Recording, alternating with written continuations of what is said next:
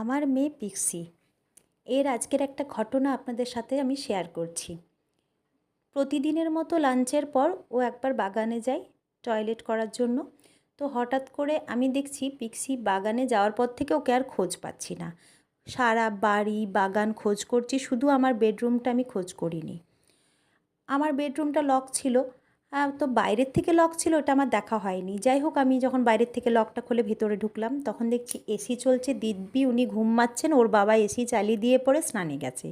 আর উনি এত ডাকছি, ওনার কোনো আওয়াজ নেই, কোনো সাড়া নেই, শব্দ নেই, দিব্যি ঘুমোচ্ছে।